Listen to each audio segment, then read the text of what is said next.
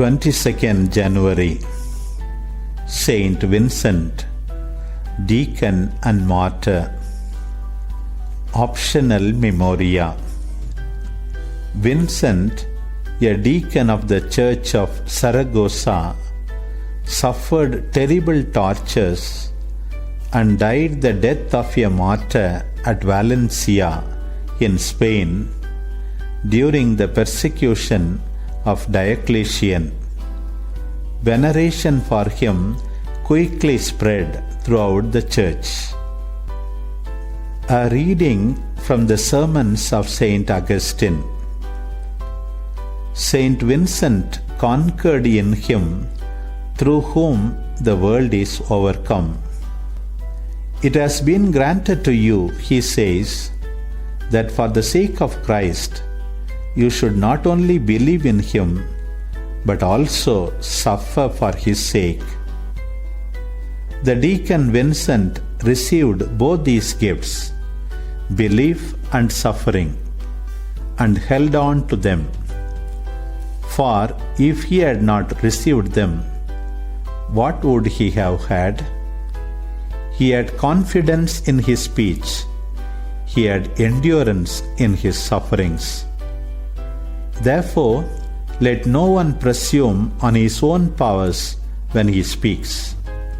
Let no one trust in his own strength when he undergoes temptation. Since, in order to speak well and prudently, we must have wisdom from the Lord. And in order to bear misfortune bravely, we must receive the gift of endurance from him. Remember the warnings of the Lord Christ to his disciples in the Gospel. Recall how the King of Martyrs equipped his army with spiritual weapons, telling them of the battles they would have, bringing help to them and promising them rewards. He said to his disciples, "In the world you will have tribulation." But at once, to relieve their fears, he added, "But be of good cheer, I have overcome the world."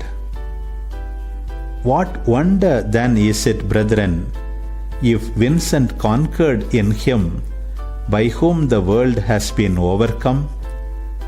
In this world, he says, you will have tribulation, to the extent that if it presses on us, it does not overwhelm us. If it attacks us, it does not subdue us. The world has a double attacking strategy against the soldiers of Christ. It flatters to deceive, and it frightens to intimidate. Let our own pleasures not capture us. Let the cruelty of others not frighten us. And then the world has been conquered. Christ comes to the rescue against both forms of attack, with the result that the Christian is not defeated. If we consider only as human the endurance that Vincent showed in his passion, it becomes incredible. But if we recognize the power of God, it ceases to be astonishing. They cruelly ravaged the martyr's body, and yet he spoke with tranquility. They inflicted savage tortures on his limbs, and yet his words were composed. You would have thought that while Vincent was suffering, it was not the speaker, but someone else who was being tortured. And brethren, that is what it was, that it most certainly was. Someone else was speaking. For Christ promised this in the Gospel to his witnesses when he was preparing them for struggles of this kind.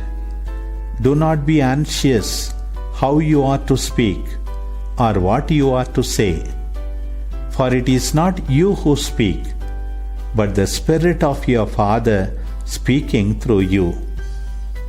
the flesh suffered and the Spirit spoke.